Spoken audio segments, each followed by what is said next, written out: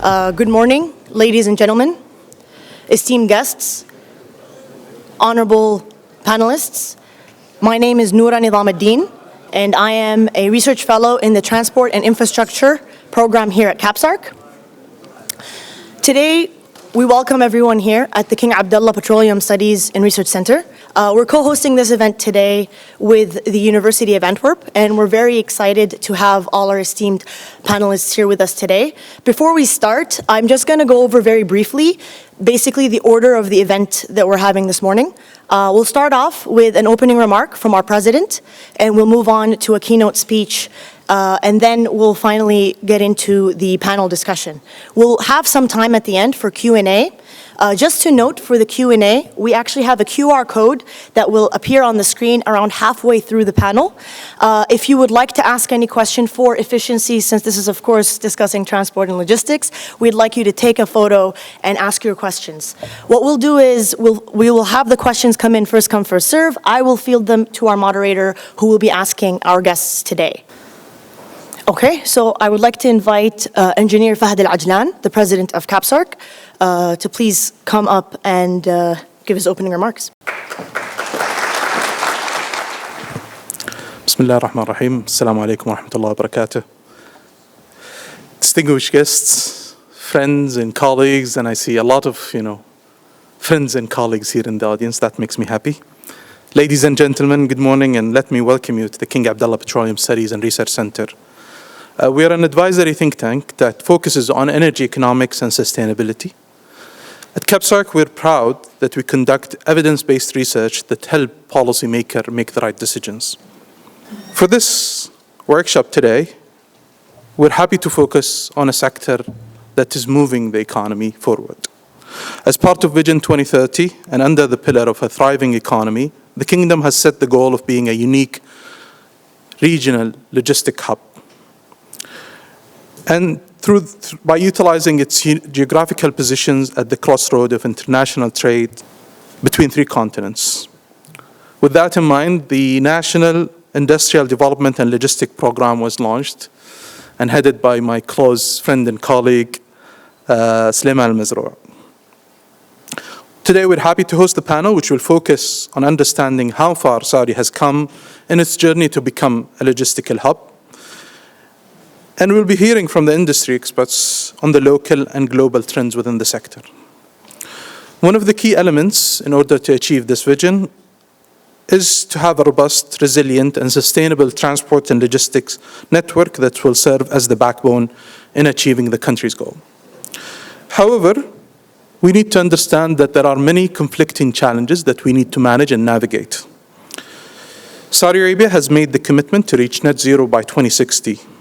And as one of the hard-to-abate sector, transport contributed around 37% of global CO2 emissions. In an earlier event this year, and this is something that stuck with me, one of our esteemed speakers mentioned that oil still represents 91% of energy demand for the transport sector. And that is only 3% lower than the share in the 1970s. So in 5 decades, little has moved. If we are to achieve our goals of being a robust logistical transport and logistical hub, but also our goal of decarbonizing and achieving net zero goals, then we need to do more.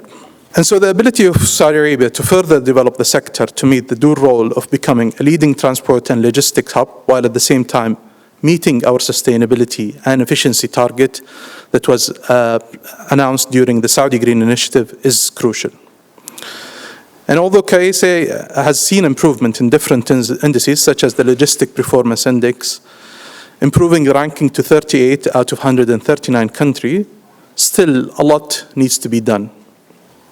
The question remains, is Saudi Arabia on track to reach the desired outcomes by 2030? And given that the country has yet to fully develop its connectivity with a multimodal transport network, some modes of transport, such as road, are more developed than others. And so we need to meet future targets, specifically forecasted targets of freight moved. KSA cannot function without an integrated modal network.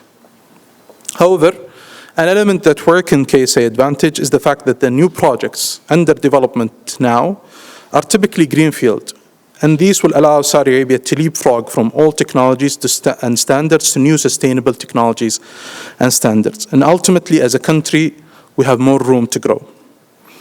I look forward to learning today from our experts gathered here and having an insightful discussion.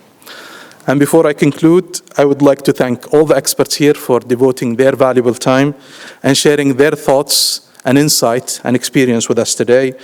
And I would like to thank all of you for joining us here at KAPSARC. Thank you very much, Engineer Fahad. So next up, we have our keynote speaker for today. And as you may have heard, today's keynote speaker is none other than Engineer Suleiman Al-Mazrou, who is the Chief Executive Officer at the National Industrial Development and Logistics Program. Engineer Al-Mazrou holds a bachelor's degree in systems engineering from the King Fahd University of Petroleum and Mineral, and holds a master's degree in business administration from Hull University.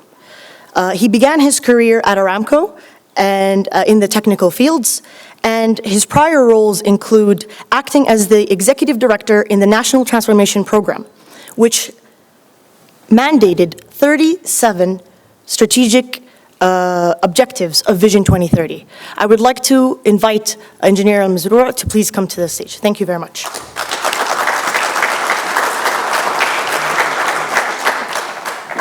Assalamu alaikum wa rahmatullahi wa barakatuh. Esteemed guests, ladies and gentlemen, very good morning to each and every one of you. It's my great pleasure to be here at this forum, and thank you to KAPSARC and Engineer Fahad for such an important subject that we address. And a moment of truth, this is not the first time we seek an advice from KAPSARC. In 2017, when I decided to leave Aramco, the first call I made was to Fahad, because he was, I think, a few months before me. And I asked him, is the Vision 2030 real? And he said, damn, it's real. You need to jump in right away. So I did, and I thank Fahad for that. And I'm so lucky to be part of Vision 2030. A Roman philosopher once said, there is no favorable winds for those who has no direction. There is no favorable winds for those who has no direction. I think Vision 2030 is an ambition yet achievable blueprint for Saudi Arabia, which was built on strong pillars, with our status as the heart of Arab and Islamic worlds, our determination to become a pioneer industrial hub and a global logistic center by leveraging our geographic locations between the key waterways and 3 continents. The National Industrial Development and Logistics Program is one of the vision programs that shows an example of how Vision 2030 translates its blueprint. Through the past 7 years, since the 2030 vision was launched, we started to enjoy the fruits bears across all aspects of our lives. The contribution of non-oil sectors in the GDP grows to 58%. Foreign direct investment tripled. Private sector contribution in the GDP was doubled. Saudi Arabia ranked economy performance among the G20 during the third and fourth quarter of last year, the second. We also ranked the second in digital economy. Number of factories grows 50% in the past 6 years. The time required to establish and register a company moved from 15 days to 30 minutes. Participation of women in the labor force has doubled from 19% to 33%. The Kingdom comes second globally in addressing the COVID resilience and recovery. These are just some of many transformational success stories accomplished since the launch of Vision 2030. I am sure that transportation and logistics wouldn't be any different. In Idlib, we are proud to be investor-centric, that cater for both international and local investors through the fundamentals of risk and return. We try our best to minimize the risk and maximize the return for the investors. However, in a sustainable way. We are not into building hype and minimizing risk or hype in return. We are trying to make that in a very sustainable way by providing a well-developed infrastructure that include digital infrastructure and plug-and-play value parks, enabling regulations, availability of resources, metallic and non-metallic from our raw materials, skilled and qualified human capital, and world-class research and development centers. And finally, access to local and international markets. So the art of multi-mode logistic hub, optimized routes, and local offtakes on international agreements. Vision 2030 impacts is not limited to Saudi Arabia.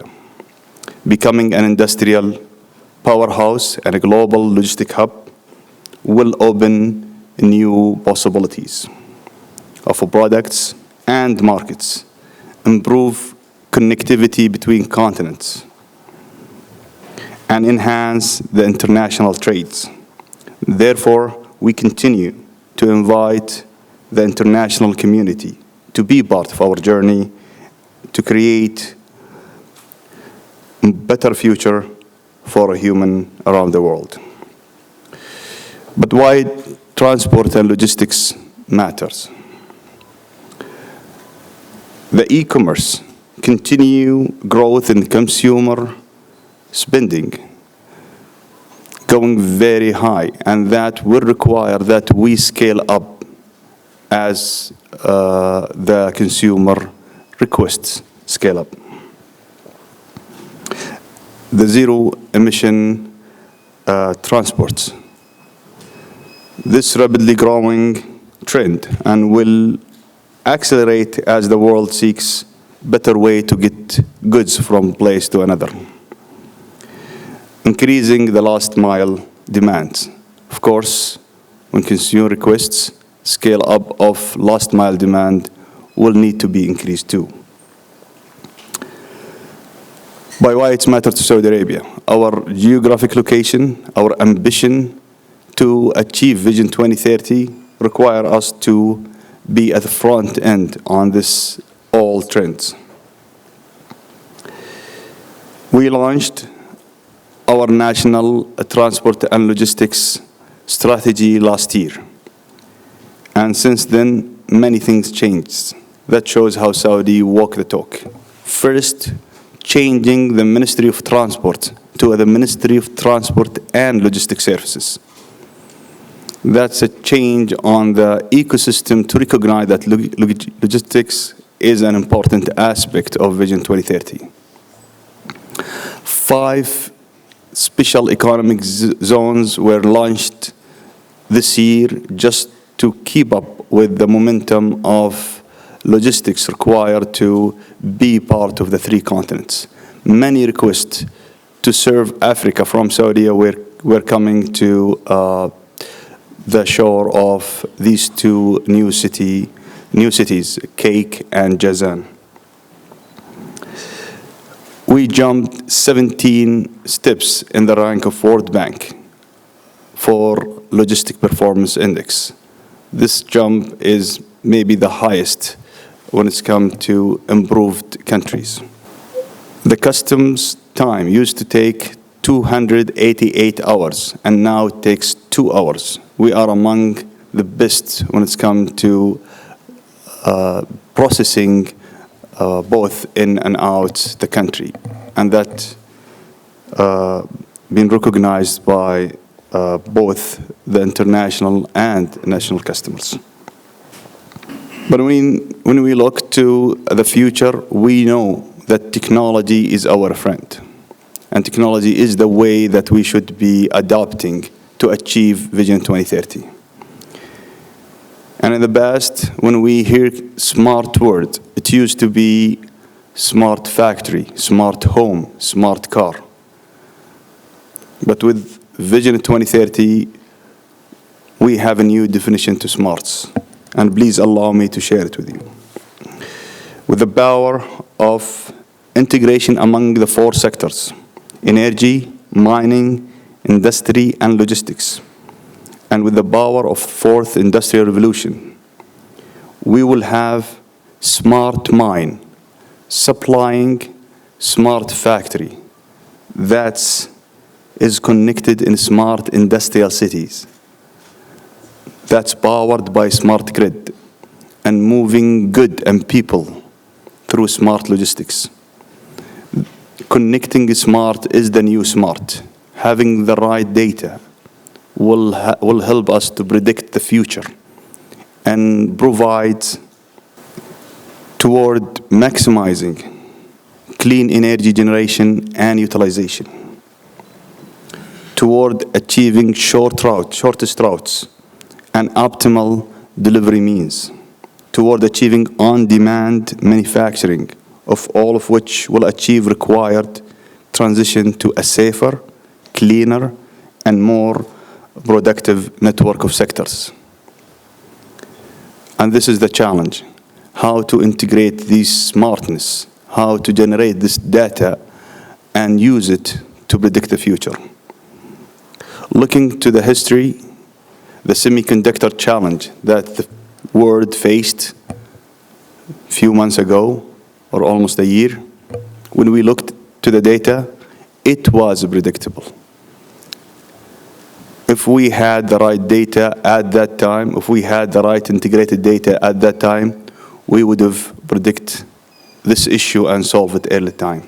The supply chain issue happened by closing the port of China, could have been predicted and could have been rerouted in a better way and addressed in a better way. Many of studies that we have seen lately, when we look to the data, there was a signs that if we had the right data ahead of time, we could have utilized the better ways to address them.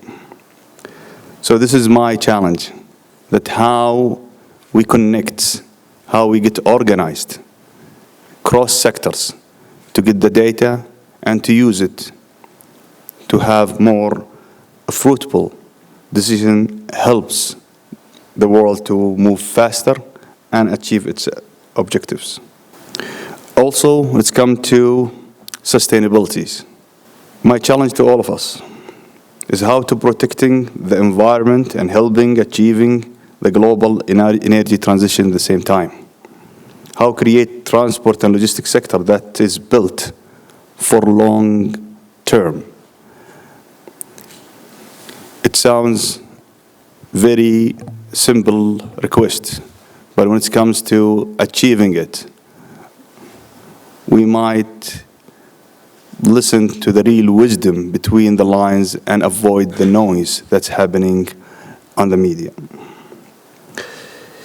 Thank you again for your time and attention. I look forward to the discussion and the panel discussion that will follow this speech. Thank you very much. First, I actually would like to, if we can give another round of applause to Engineer Suleiman, please, everyone.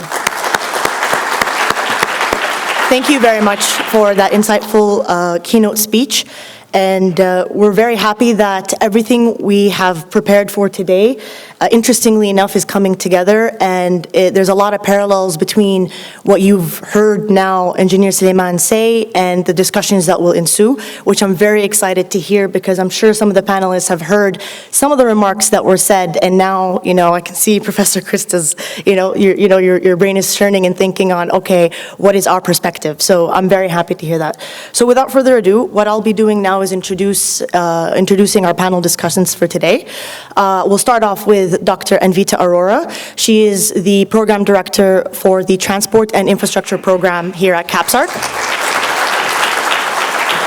And then we'd like to welcome Engineer Issam Al-Ammari, who is a senior expert at the Transport General Authority. Engineer Al-Ammari's background is, his bachelor's and master's degrees are both in naval engineering and naval science. He's received from the French Naval Academy. He began his career as an information officer in the West Fleet, handling the operations and communications activities. And prior to this, and this is actually something quite close for us at KAPSARC, we have an interestingly full circle relationship with Engineer Al-Ammari, because before he before he was appointed as the permanent KSA representative for the IMO, he actually came and met with KAPSARC, and we sat down and had discussions. We've then been in touch with him during his role as the representative of the IMO, and then now I think full circle it comes, we've invited him to come to this panel and be part of this panel. So I'm very happy that you're here, Engineer Issam. If you would please come up. Thank you. And next, I would like to introduce Mr. Teddy Zibitz. He is the CEO of Saudi Airlines Cargo Company. He holds an MBA from the University of Leicester and is and holds a board of director diploma from IMD. He's been heavily involved in the aviation sector, serving as a subject matter expert in the Saudi aviation strategy and the Danish Transport Ministry's think tank on transport. He's also a lecturer and a member of the advisory board of the Copenhagen Business School. Thank you. Engineer, next would like to introduce Engineer Badr Al-Itni, and he is the Senior Vice President of Freight in the Saudi Railway Company. His background is in a bachelor's and master's in engineering from the King Fahd University of Petroleum and Minerals, and a master's degree from the École Française d'Électronique et Informatique.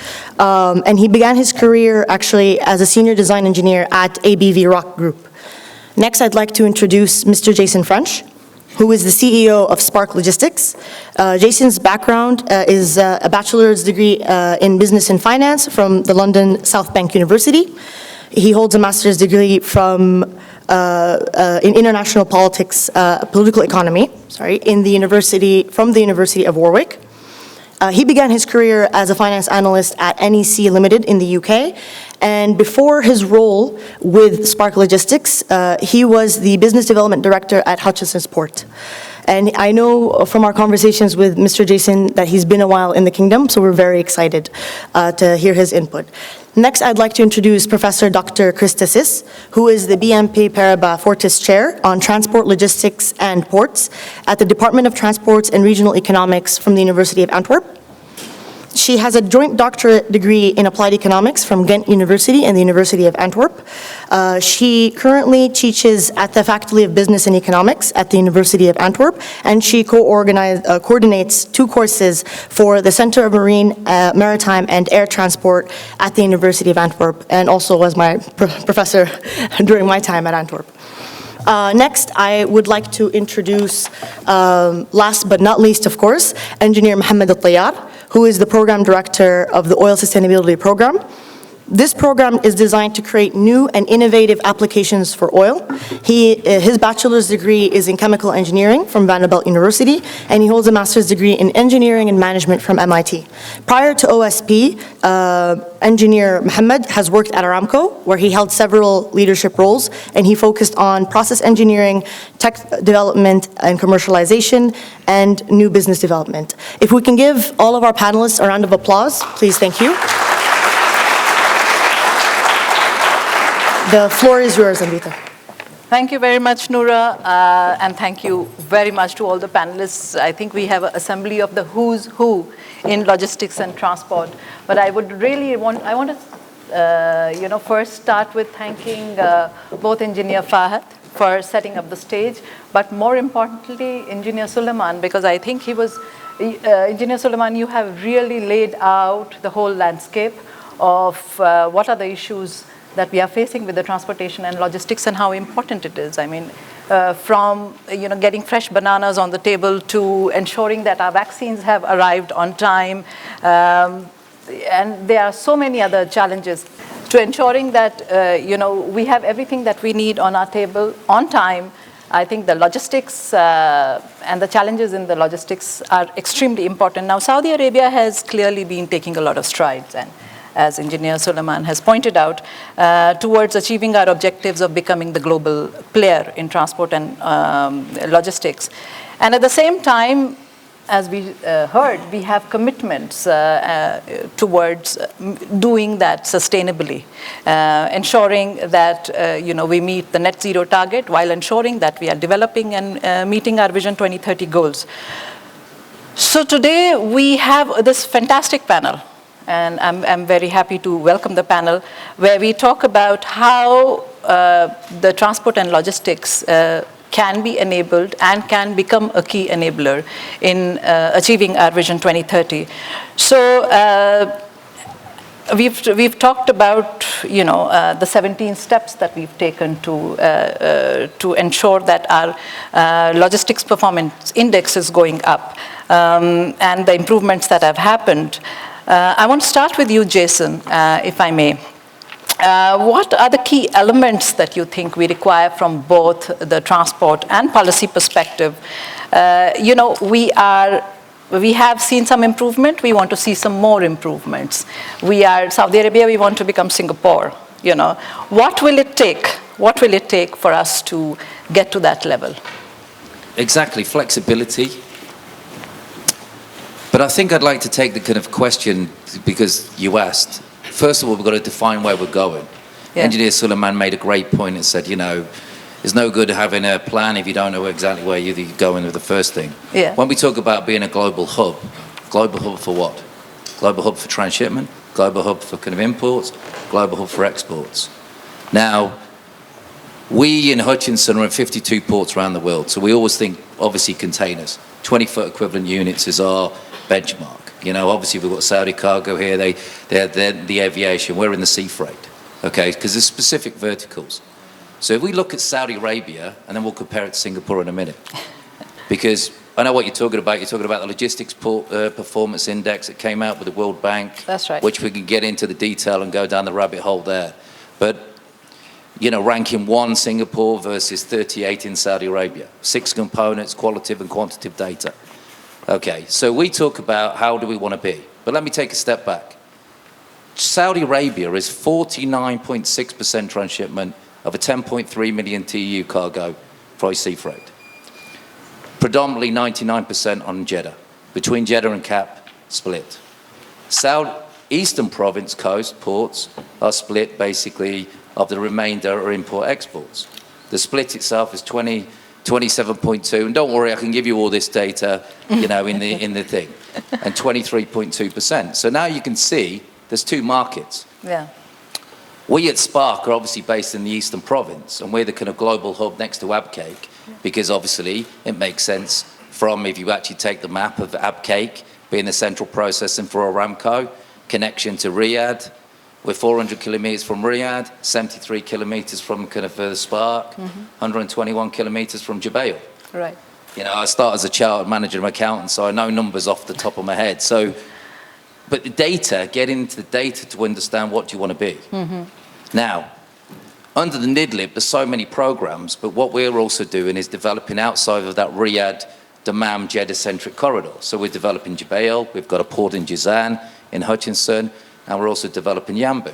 We're also developing Spark. Now, Spark is 50 kilometers square meters of kind of a logistics hub of warehousing and it's going to be interconnecting with aviation, with kind of sea freight, with road. So we talked about flexibility. We're also got kind of sitting next to me, basically the senior VP of rail.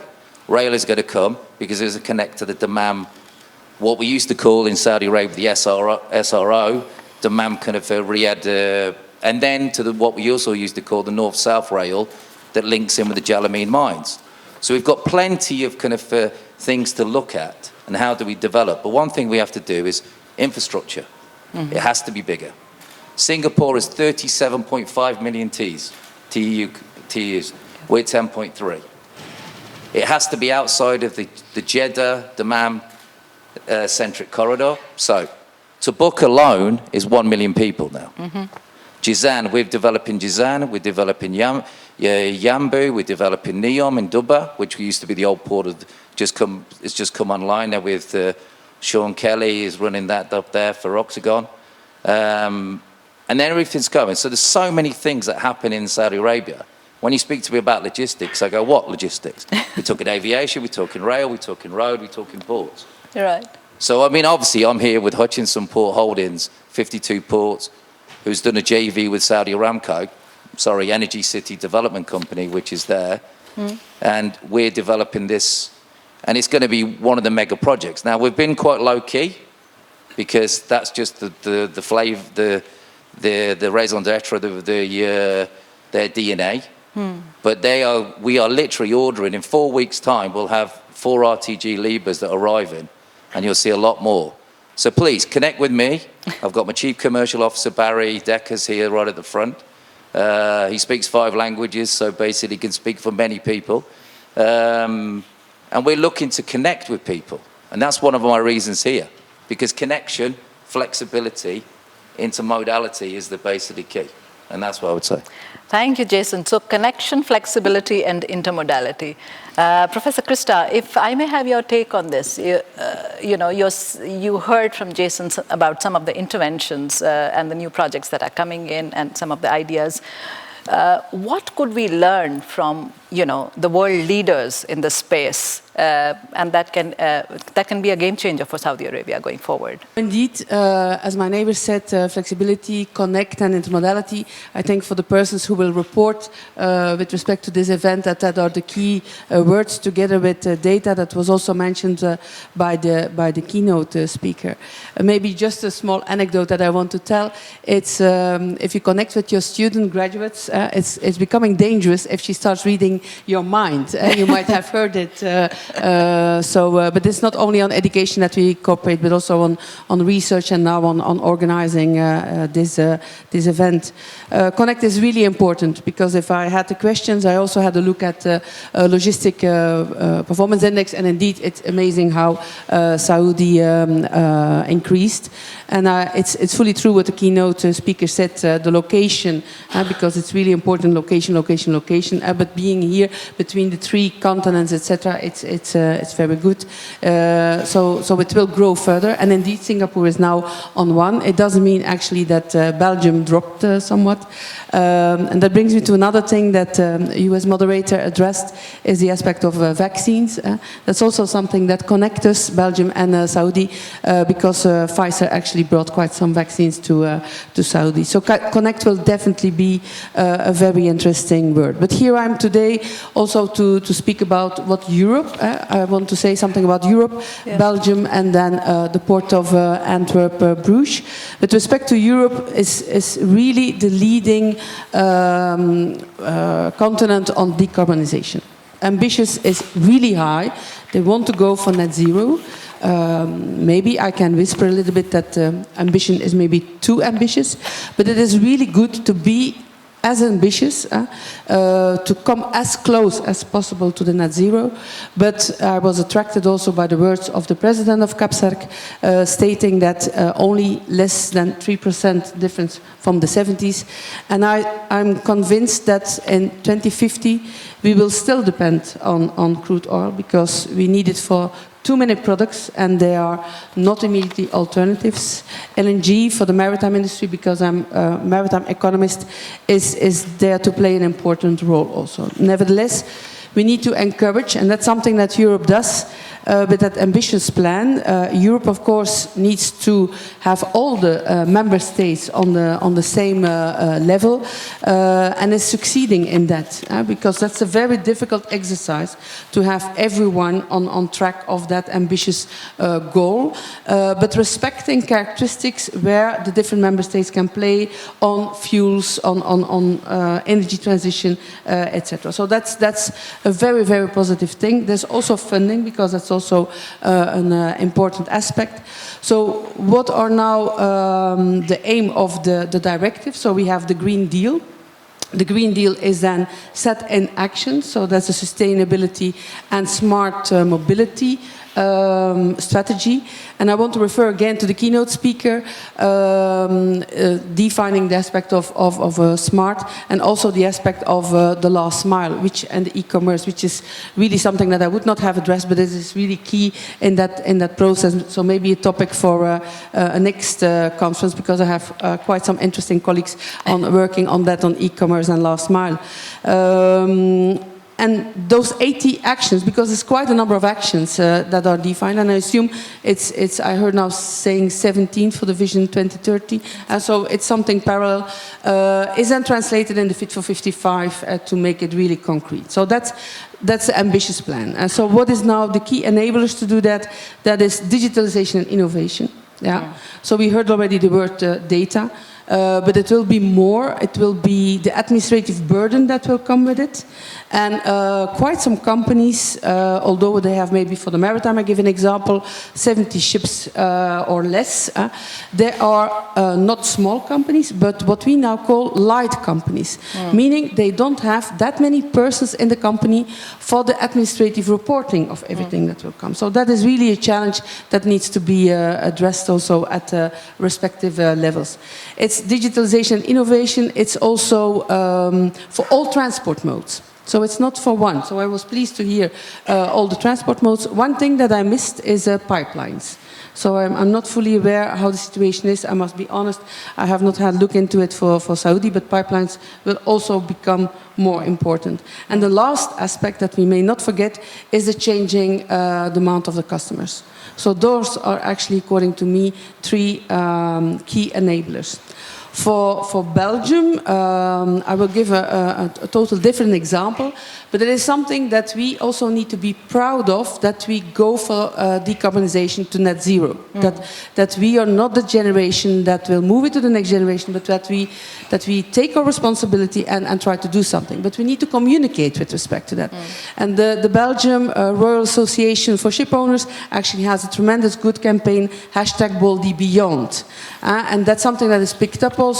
So that's definitely something, communicate the best practices, what you have been doing. I'm indeed the holder of the BNP Paribas Chair, Transport, Logistics and Ports, and I had last Thursday an event on the impact of decarbonization and energy transition, and we shared from the industry very good examples. To give you one is Boluda Towage. Boluda Towage is a company in tugboats, because we want to decarbonize the full chain, so we might forget about tugboats.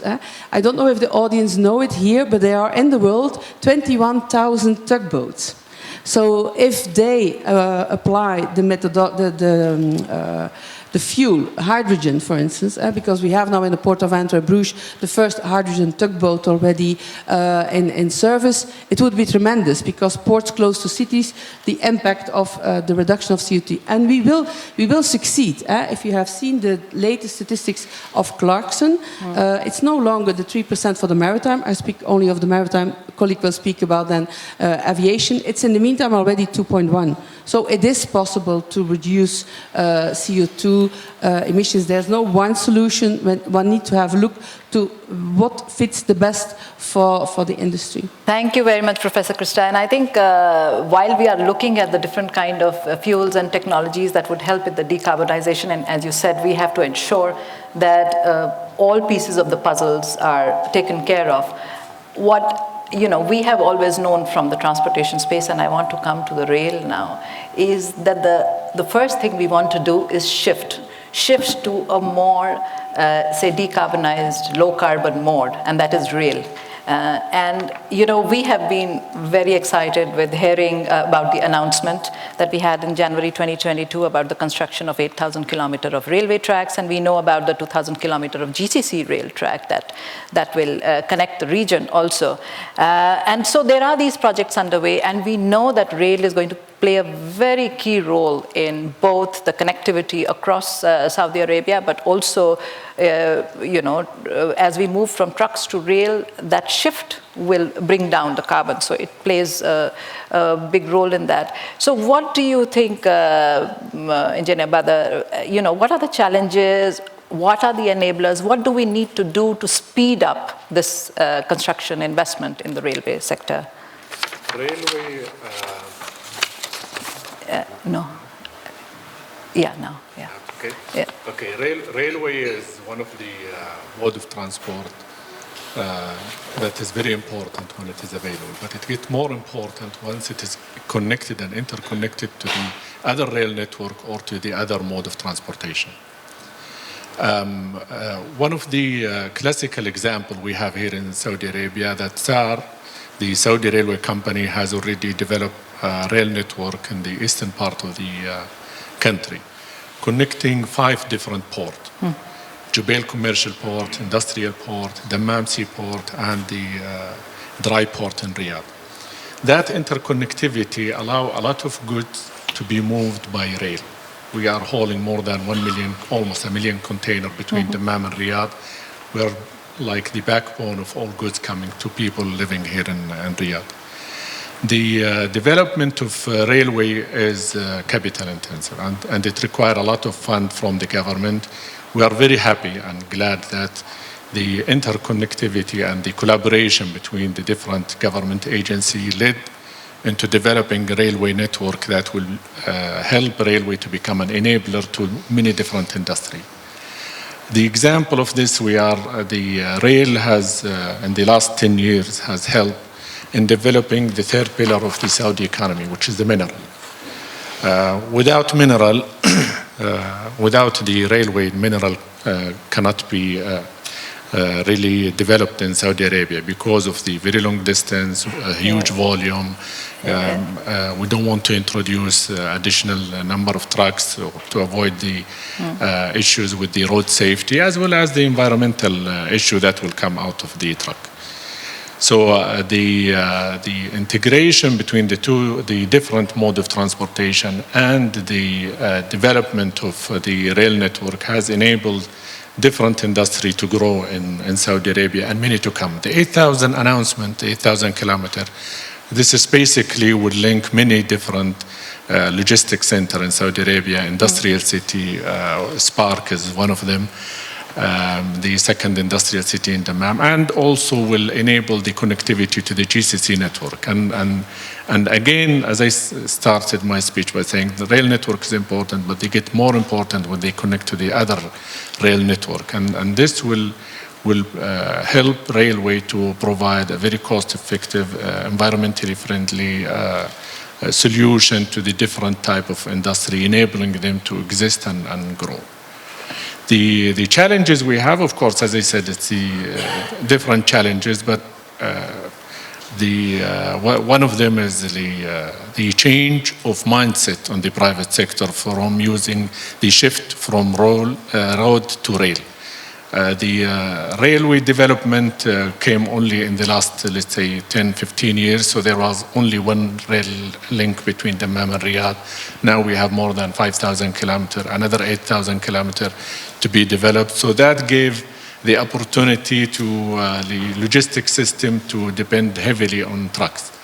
Bringing the rail as a solution, this is like a change in the logistics system in many different organizations. And that is a challenge that we are overcoming by trying to interlink to so many others, by providing different logistics services. What Engineer Suleiman said by the Minister of Transport, or the Ministry of Transport name changed from Ministry of Transport into Ministry of Transport and Logistics Service. And this applies to SAR as well, that instead of becoming only a railway transporter, now we are becoming a logistics service provider. So services like staging, storage, stuffing, or handling are type of the service that the private sector will require, and that's why we are trying to attract them by giving more or less of an end-to-end logistics service.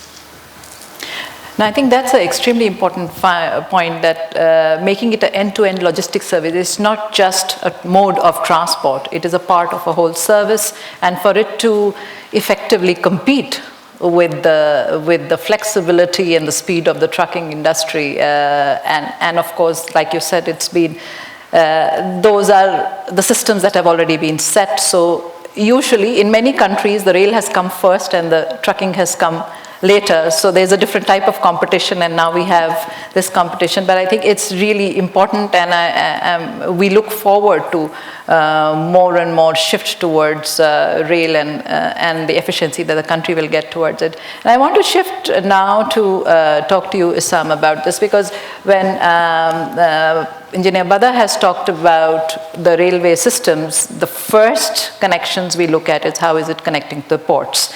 And they are a number of, not only we heard about the number of ports that are being developed, but also, the agreements that are being signed with the shipping companies like Maersk, and then we have container terminals that are being developed. So there's a lot of intervention from the government in terms of both infrastructure and the systems design on the port sector.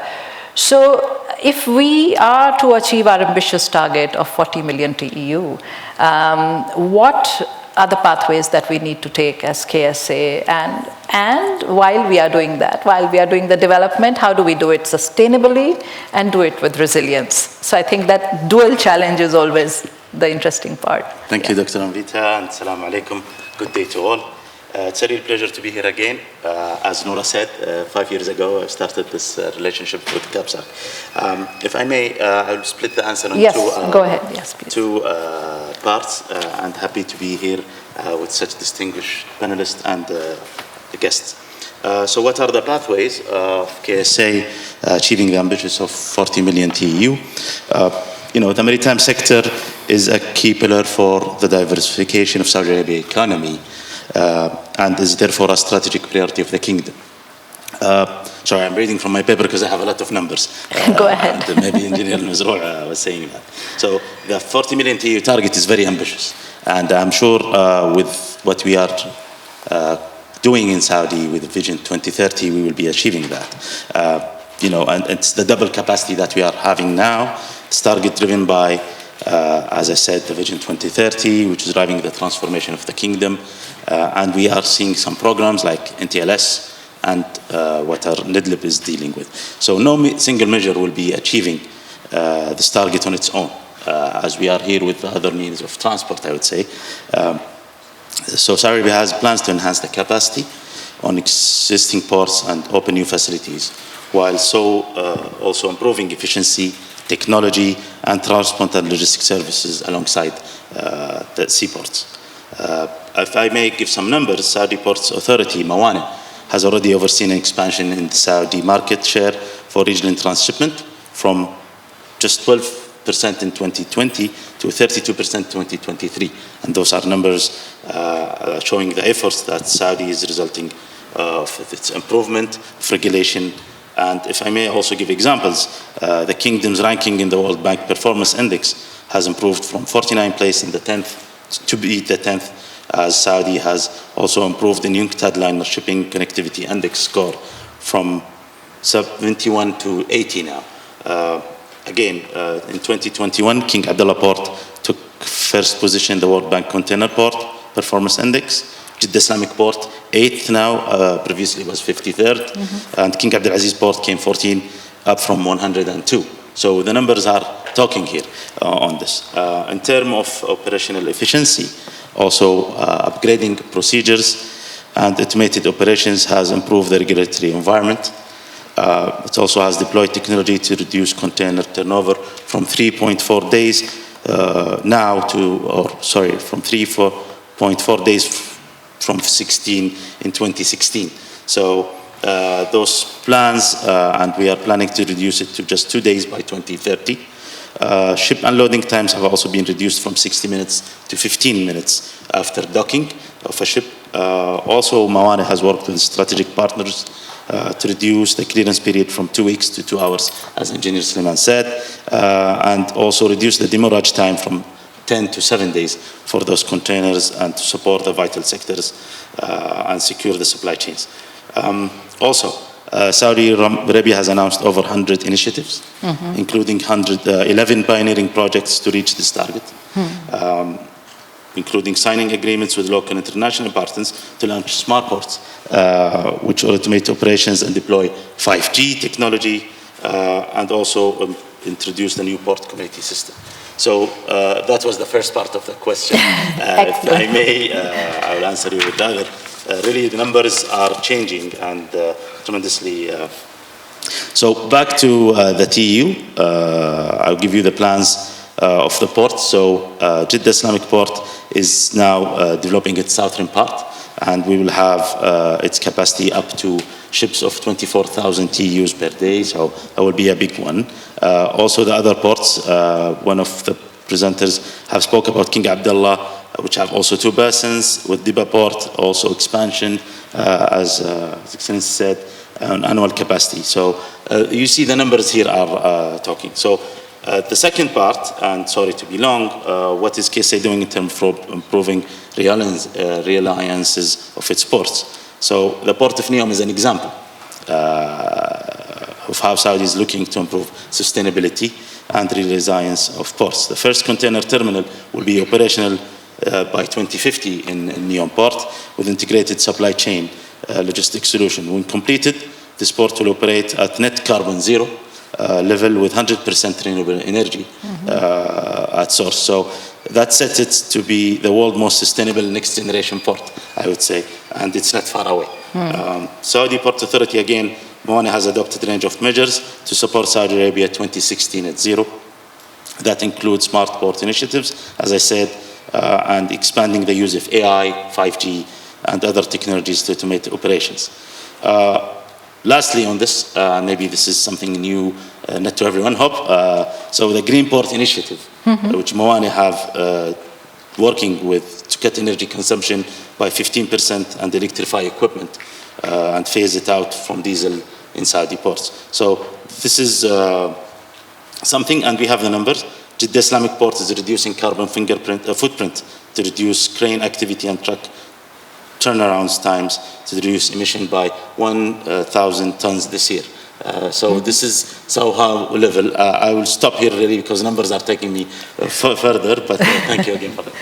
Thank you so much, Issam. And I think this is really important. When we talk of decarbonization, we always focus on the mode and decarbonizing the mode, but decarbonizing the infrastructure and the operations, I think, is equally important, and the steps that Saudi Arabia is taking to ensure that we run this infrastructure through renewable energy, and also we are net zero in the way we are operating the systems is I think, something to be kept in mind, to look at the full value chain being decarbonized.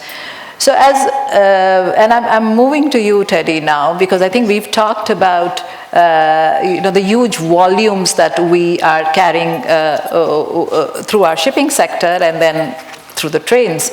But at this point of time, the air freight is playing a very small role in Saudi Arabia. I mean, it's like 1%, and in value it's 7%, but in terms of volumes it's only 1%. Do you see this going up? I mean, considering the amount of airports that we also need to develop and the high value goods that are moving in the country? Yes, so the answer to that is clear. Yes, the sector is poised with an aspiration of growth of 5 times up to 2030. Okay. From today's 800,000 or so tons. So, and being the leader in the sector with about 50-55% market share, we are poised to growth. So that is a very high aspiration. And it's built on 2 pillars: the national need, which will grow as population is prospering and growing. And secondly, the transshipment to Saudi Arabia on the east-west, west-east traffic streams that are moving, where we need to be significantly more competitive than we are today, and that's what we're working on. The national need is, for me, something that we can achieve, that part of the aspiration, which is partly half of it, we can achieve that within the next 4 or 5 years. It's mainly the transshipment that we need to build infrastructure around it, and rules and regulations and such that need to be uniform. But we also have to have an USP. We have to find something different to compete with other mega hubs of this planet. As you said, air cargo, the industry is only 1% of the cross-border tonnages. Mostly are sitting on shipping, but it's 35% of the value. So what is it that air cargo is doing? Air cargo is helping us to get pharmaceuticals in pharmacies, getting high-end foodstuff on the table, tablets, computers, apples, and so on. But lately, mostly the growth have been achieved in e-commerce. So e-commerce, the e-commerce sector that is growing exponentially, doubling every 5 years or so. It might flatten out a little bit, but it's still on a very high note. E-commerce players are selling our needs for buying stuff, and the faster we can deliver it, the more they can take out. And air cargo is playing a pivotal role there. But for the high-end stuff, the laptops and the apples and such, we are providing direct efficiencies for companies of that sort to turn their inventory in a very efficient manner. So what shipping can do in 11 to 22 weeks, we do globally on 24 hours. So that's the value proposition, and we do it fairly reliable, more than 90%. So that's the reason of being, and that's also why I believe that this sector has demonstrated during COVID, but also post-COVID, that we have a role to play for Saudi Arabia on the high-end goods, pharmaceuticals, and so, as I said, as this population is prospering and growing in the future. Thank you very much, Teddy. And I think, as you rightly pointed out, with e-commerce growing more and more, air has to play a big role in the whole conversation around logistics. And so we've talked about rail, we've talked about air, we've talked about the roads, we've talked about maritime. And I think the one thing that has come out very clearly is that we need to talk about the intermodality, the interdependency, the multimodality, the synchromodality. And in our transportation language, we have a lot of words for that. But just to ensure that we have seamless movement of goods through the different modes. There is excitement amongst the private players who are using these modes to be able to not worry about transfers, paying different, different kind of modes, different companies. So that whole seamlessness, I think, becomes extremely important. And, I want to now have a little bit of a conversation around how we can focus on improving this intermodality. And I want to start with the rail, maybe, Badr, if we can start with you, to see that where do you think, what improvements need to be made at all the ends where you're connecting with the different modes? Yes, we need to do it, but what will it take? And what policies are needed? Maybe from the top to enable it, and maybe from a systems perspective, Intermodality is when two modes of transport will meet each other, and maybe railway can take huge volume from point A to point B, but it cannot take it to the warehouse of the customer. So the collaboration between the two different mode of transport, I think, is the essential of having an end-to-end logistics service, including the integration of what Engineer Suleiman highlighted about the technology, integration of data, having visibility about the movement of goods is something extremely important. And of course, the end-to-end cost to the end user, that is again very important. Now, Saudi Arabia, with the logistic strategy we have a very ambitious a number of logistic zone and logistic areas and intermodal areas that will be developed. Having those areas as part of the rail master plan as well, and connecting most of them by rail will enable those intermodal areas to be efficient, emitting less carbon to the environment, and avoid the road accident, or improving the road safety, and of course bringing a huge volume that cannot be served with other mode of transport, I believe. Yeah, thank you. Krista, I would like to come to you on that one. Can you point out to some very interesting good practices or some things that have brought this intermodality together, or have become, game changers, really increase the efficiency? I would love to hear from you on that. Yeah, thank you. I wish that I could give one straightforward answer that gave the solutions for everything. You already dropped the words multimodality, comodality, synchromodality. That's actually the evolution that we saw in Europe, also with the various number of the policy measures to encourage it. Now Europe have clustered in 4 categories, so increasing connectivity. Next to it, the shift both passengers and cargo to alternative modes, investing in new digital technologies that they are going to work on, and also the rollout of charging points, and also refueling infrastructure for freight and then for the fuel for the cargo to be transported. But your question was actually rather to come to best practices with respect to that. I'm not only the holder of the BNP Paribas chair, I'm also a promoter of a chair, Danny Lockefeer, which is called to a young COO who, pity enough, lost life. There was such a devastation in the port, and it ended up in a crowdfunding. I could set up a chair with it, fund research, education, and give lectures. But the main impact is on inland navigation. And here we have a look, for instance, to economic legal aspects, and have a look to the merchant intention.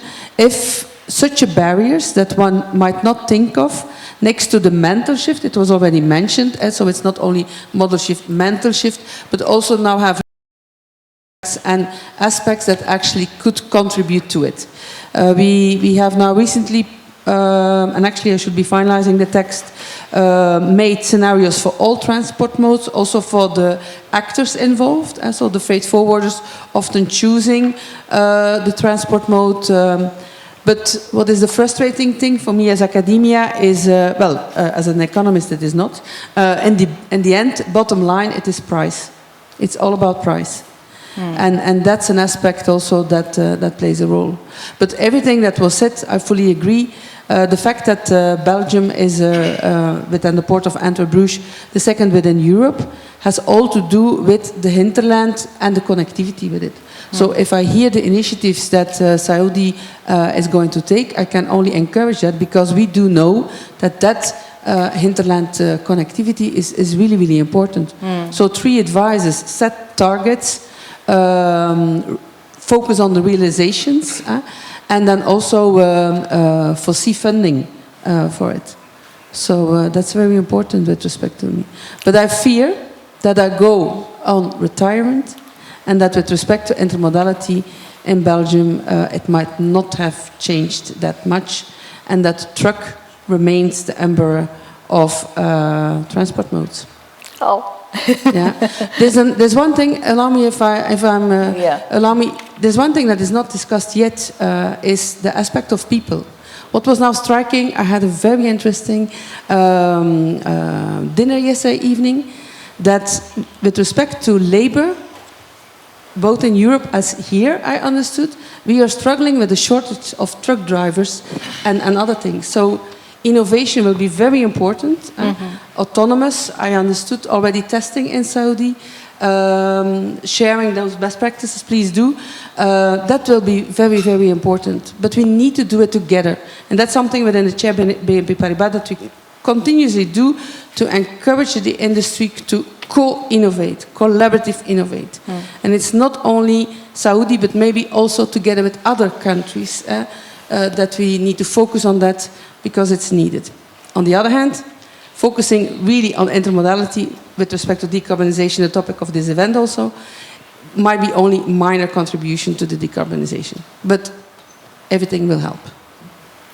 Well, thank you for that. And Jason, can I have your perspective on this? Because I think that was one of the key words you threw in the beginning, connectivity. So let's get back. Been after him. Yes. I have to be very careful here because I'm trying to be very, very positive. And firstly, I'm going to say one thing about scalability. The last time, let's just take rail, because we talked about intermodality. So, let's take the US as an example. 48% is kind of rail, 7 class 1 railroads, 52% is trucking. 70% of the people live across the Mississippi, the east of the Mississippi. So, similar scale in terms of kind of, the last time the US laid this amount of rail track that kind of SAR is doing, Abraham Lincoln was president.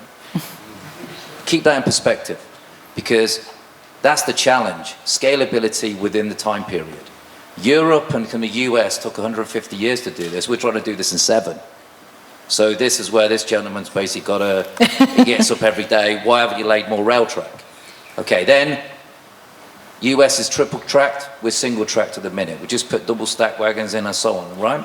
So that's the thing. They've just made a fantastic connection, CTW 130. Basically the port going from Sadara, 69 kilometers of rail track, into the port of Jubail. But this is where we need the government to interconnect at the port and rail level. They've done a fantastic job connecting Sadara on exports. Now we're talking exports. We're talking 1 million TEUs of coming out of Jubail going down. Currently it's going up and up and up to demand. Why? Rail. Sorry, using road. It's going, the port of Jubail is dropping from the peak of 720,000 TEUs down, and now we're going to go under 500,000. That was the original reason why we developed Jubail back in 2009, and I bid on this, and I've ran both ports, Dammam and Jubail. Now we need to develop Jubail, we need to develop Ras Al Khair, we need to develop Yanbu, we need to develop Cape. Now Cape's already there, but we need to push away from the Jeddah, Riyadh, Dammam centric, right? So currently this is what happens.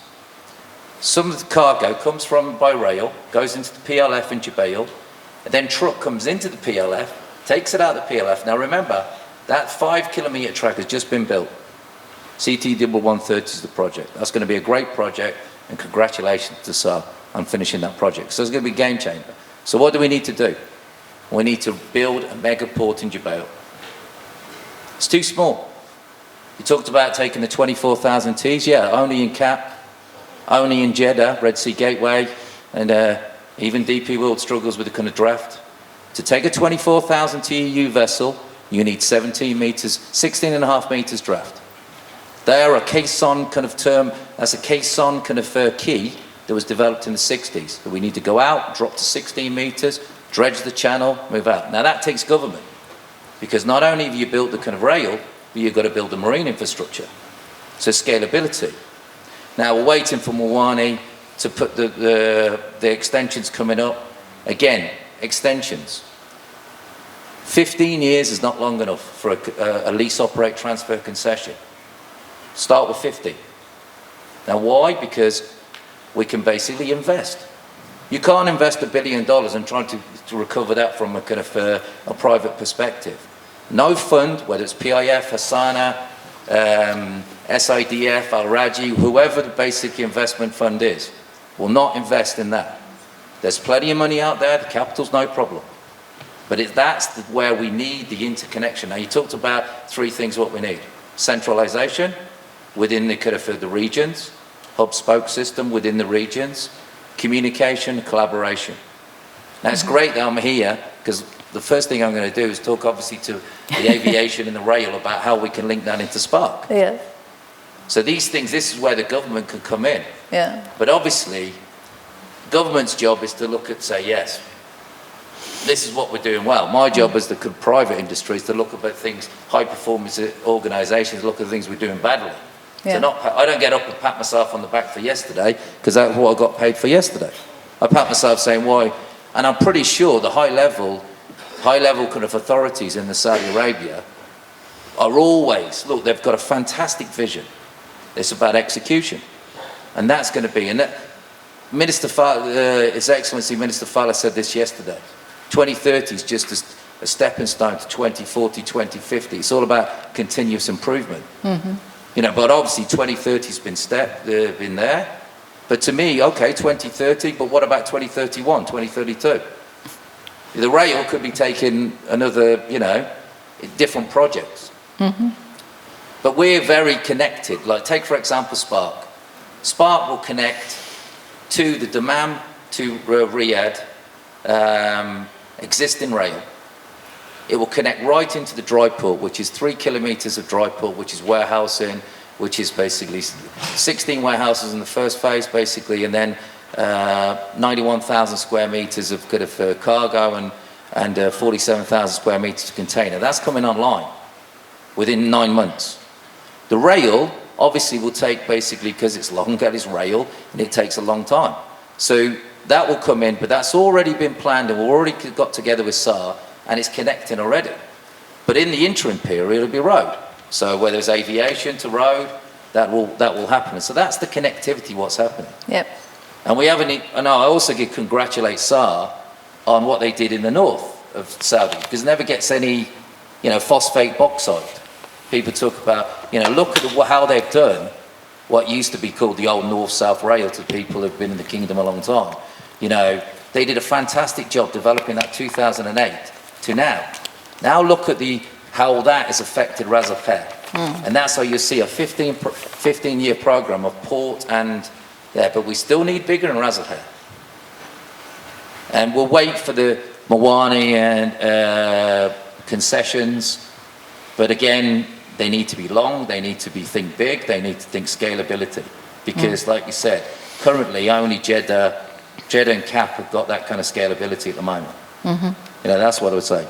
But again, I'm trying to keep it positive because, you know, we've done fantastic jobs up to now, but that was yesterday. Now today's, what about tomorrow? Well, thank you, Jason, for that. And I think there have been a lot of lessons learned, and the point that you made, Jason, is we have the money to invest. There is now a plan, there are infrastructure investment going, there are mobility investment going, and I want to come to you, Mohammed, now.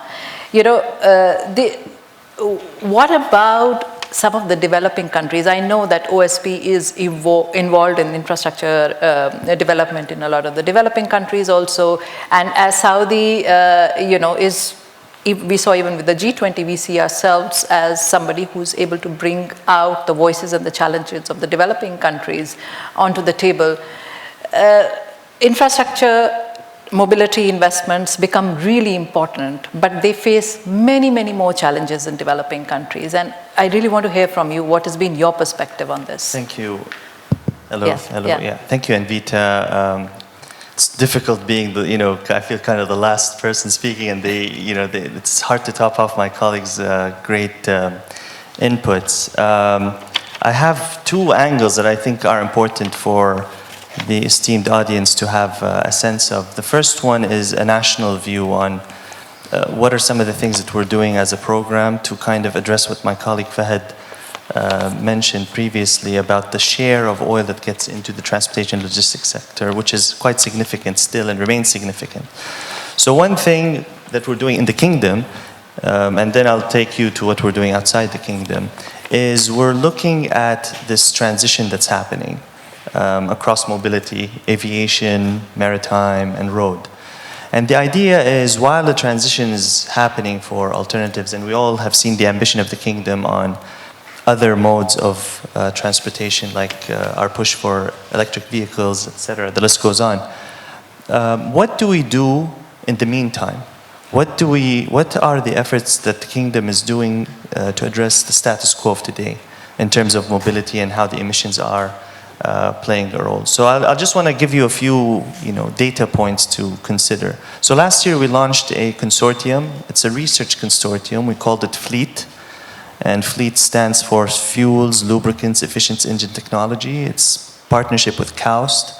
We had Toyota, we have Saudi Aramco, we have Pacific Green Technology, Bahri, Sapitco, etc. And the idea is all of these companies and entities that have a effort on existing mobility solutions, what can they do to improve the sustainability aspects of what they're working on today while the transition is happening? That's just one area we're working on. We're working with, for example, Bahri on HFO scrubber adoption.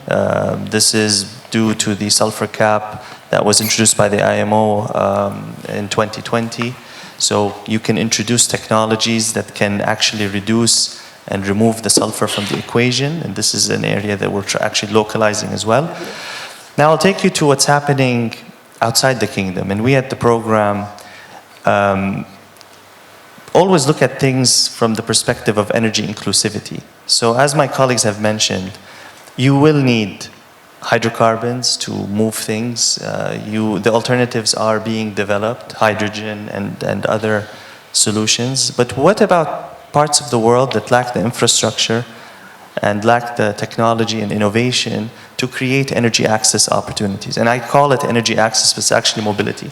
So unfortunately, some of the loudest voices related to topics on energy and climate are countries or governments that don't have the challenges or the restrictions that other parts of the world are facing. And we're going to those parts of the world that have that energy poverty angle, and we're trying to work with them on improving the infrastructure of the country itself through availing modes of mobility that can help increase connectivity, where just imagine part of a country that does not have a road, part of a country that doesn't have a port, doesn't have an airport, and you go there and you work with the authorities to create infrastructure improvements or new infrastructure that will introduce this new creativity and connectivity, But the idea here is not just to improve the infrastructure, but also take the work that we're doing on sustainability and pilot these initiatives in these countries that we are going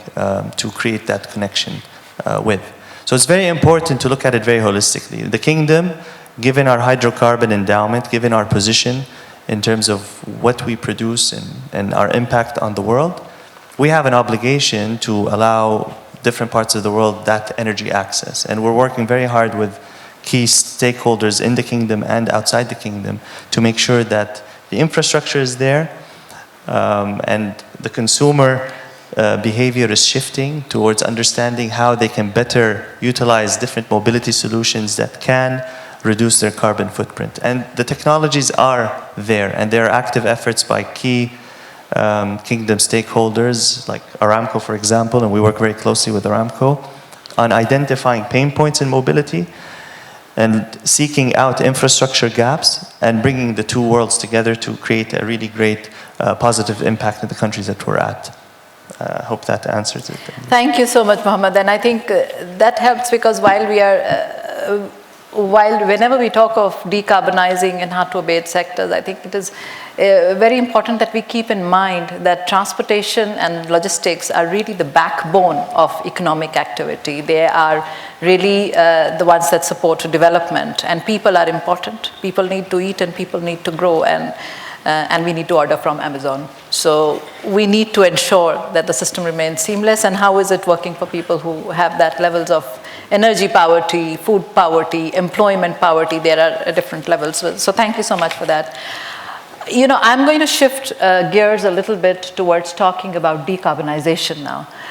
But before I do that, I want to kind of invite the audience to ask questions. We have a QR code up there.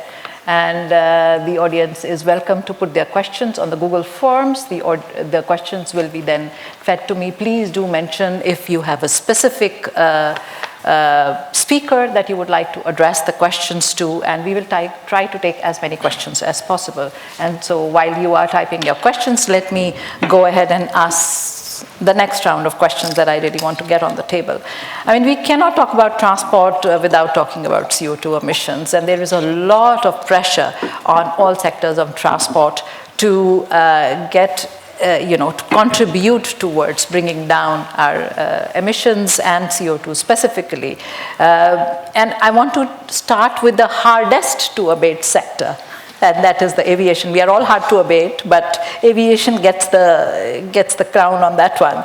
So what do you think are the, any policies and targets that we have in Saudi Arabia specifically on bringing these emissions down, and how are they then affecting the companies and the pricing and the systems, So how are the companies adjusting to these kind of global pressures?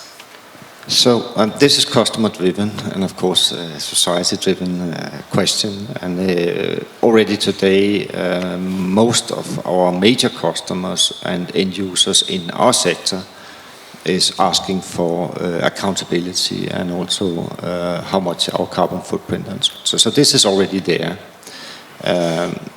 But that should not be driving. It should be ourselves that are driving the development in this area. And I'll get back to some of the things that we are doing already now. IATA, which is the organization for the airlines, has an ambition of net zero by 2050. And we can, of course, not sit and wait till 2050. That goes without saying. But before I get to the things that we are doing already, let me just give a piece of information that not all knows. Okay, so on the passenger side, there's a big shift in the types of aircrafts that is now becoming less fuel inefficient. Mm-hmm. And that will mean that there will be a complete change of the passenger fleets over the coming 1 to 2 decades, which is good news, even if the sector is growing. On the freight side, on the cargo side, it's even more predominant. Today there's only a couple of 2,000 freighters on this planet, including small freighters that are doing DHL and United States and all of that. But on the big freighters, there's only 600 units. There's only 600 aircraft globally to transport 100 tons from one continent to another. 75% of that fleet is now 23 years of age, and they have a lifetime of 30 years. So to 2030, these aircraft will be out and replaced by something that is much more fuel efficient than we are seeing today. And then you have to think a little bit ahead, even if I'm probably not doing a lot of work at that time, but 30 years ahead, from that point of time, you would have different types of technologies, without any doubt. So I'm not saying that future generations will solve our problem right now, but I'm saying that there's a shift now, which is the biggest opportunity we have at hand to go into different types of technology. And I'm quite confident that that will happen. We are also seeing it on maritime, that they're striding in that direction. So this will also happen. On the smaller issues that we are working with airports on is to make the ecosystem fully electrical. That's what we are asking for. When we're doing mega projects now in KSA, we are asking, could we please also look at how we're doing the infrastructure internally in the airports, but also adjacent to the airports, and the connectivity to other modes, fully electrical. And we are going to lightweight containers. We don't use plastic anymore.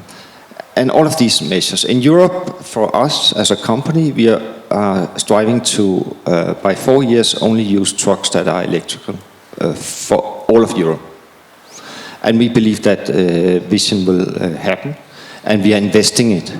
We would like to see the same happening here in Saudi Arabia. So there's a lot of things that we can do, which we are doing, while we are trying to solve the big issue, the big elephant, which is aviation fuel. Yeah. And we should do it as a company, and not only by the pressure of stakeholders. Right. Now, thank you very much for that. And shifting now to the second hard-to-abate sector, which is really the maritime sector. You know, because of the IMO emission targets that we have, and there is now, you know, this whole conversation of all the different kind of fuels that could become a part of the maritime mobility chain, like hydrogen, ammonia, biodiesel. So the future of fuels in maritime is going to be a little different. So what's the willingness of the ship operators to get into that story? Because it's not that easy. It's easy to mandate, you know, okay, change your fuel, but there is technology change, there is pricing change, everything else gets affected. So just to understand you know, the ship operators and ship design. And so how is energy transition moving in this sector, Lisa? Perfect, thank you. And thank you for my colleagues on bringing up some of those matters about emissions.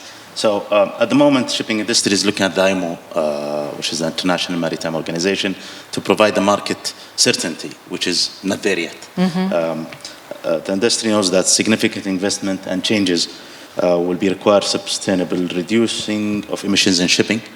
However, no company wants to commit and invest in a plan. And this is some discussion that we are having almost every day at the IMO. It cannot be sure it comply with the future IMO protocols, and you know it takes a long time and to invest. Average age of ships are 30 years too, or 35, and we can see what are the new ships coming.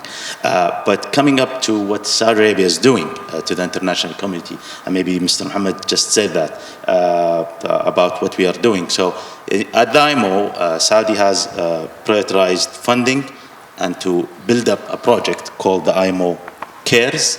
It comes from coordinated actions to reduce emissions from ships. Again, CARES project. The project brings international stakeholders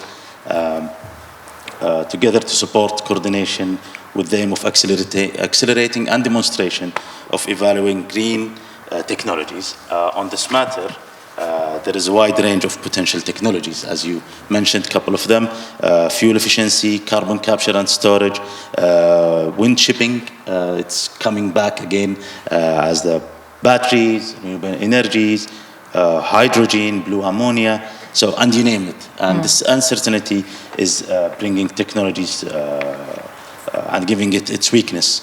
But vessels, what can work for a vessel routes here in our region should not maybe be the same as working on other region of the world. So if I would be, and I've been advising, I've been seeing this for a long time, I'm not the only one, but what we need is to bring the industry with governments at the IMO together to agree the way forward. I think sitting down, and today is a great opportunity at KAPSARC really to bring that, and if I may, after I would report that to the IMO and my colleagues there, it's what we've been talking with other modes of transport. But the willingness of ship owners and operators to comply is likely. We've seen it in IMO 2020 when we've reduced it to 0.5. It's going to be reduced again to 0.1 sulfur. And we are following the path of our colleagues at ICAO and aviation by 2050 as an ambition target to have a net zero, at least at in the sector. I know the Kingdom is having a 2060 complete one, but we are talking and bargaining and discussing this every day. But that's maybe my answer to that question. Thank you so much. Krista, I would love to hear the perspective exactly on this, of what's been happening in the EU on this story. Yeah, I'm also keen to answer on that, because indeed we have two speeds. We have IMO and we have Europe. Europe now also took the maritime sector in the emission trading scheme, and it comes with new challenges. First of all, if you would ask if ship owners, operators are going to pay for this, last week in my event there was a big no. Definitely in the container line shipping industry, they are not going to pay, they are going to invest, not paying, the final consumer will pay for it. It's totally different for the tramping industry, where the Totals, the Shells, etc. have a totally different behavior. So for those companies, it will be different for those carriers. But that's the first thing. What we definitely have seen is with IMO 2020 that the sector was ready and they jumped. They had to look at that moment that the price differential with the low sulfur was rather small. It's now different. You see that all the new type of ships, like in aviation, is more fuel efficient. The only thing is that it will be very difficult to decarbonize due to several aspects that might be called failure of regulation, like the carbon intensity index. One of the parameters that is in it is speed. So they reduce speed, but that actually means more capacity. So we need to have more ships. Population was already mentioned, population growth. So if you want to give the same welfare to all those persons, that means cargo will increase and more ships will be needed. So per ship, less CO2 emissions, etc. But if you have a look to the total, it will increase. So indeed, very hard, like aviation also, to decarbonize. So that's definitely something. It will be all about pricing. So if we said in the beginning, the words are flexibility, connect, intermodality, add definitely pricing to it. Yeah. Because I haven't heard yet here if terminal operators are going to invest in cold ironing. They were very enthusiastic in Antwerp to do it privately, but then the plans ended up in the fridge because the port intervened and said, no, we will have a vision for the full port. That takes some extra time. But now we are in another setting that the price of CO2, how will that evolve? It's now about fluctuating 80, 90. Will it be more interesting to offset via CO2 pricing instead of actually buying to have your ship on cold ironing? So that's a total new debate again that you have. What with respect to the funding and the earmarking? So I really loved the contribution of my neighbor here on my left with respect to the other countries. We do know about the extreme weather events. Yeah. How are we going to cope with it? We do know that IMO will come in July with more stricter regulation, etc. So how will we cope with that? So there's quite some debate that we still need to conduct. Yeah. Thank you very much for that, Christine. So one of the things that is, something that we've been talking about in KAPSARC is that there is a cost to this energy transition. There is a cost to this decarbonization.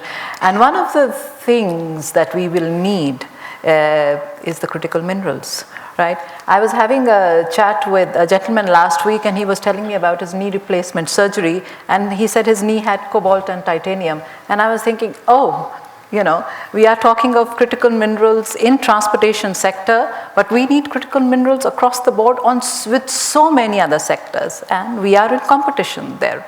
But even within the transportation sector, if we want to use them for aviation versus maritime versus, the EVs that are going to be running in our cities, so across the board.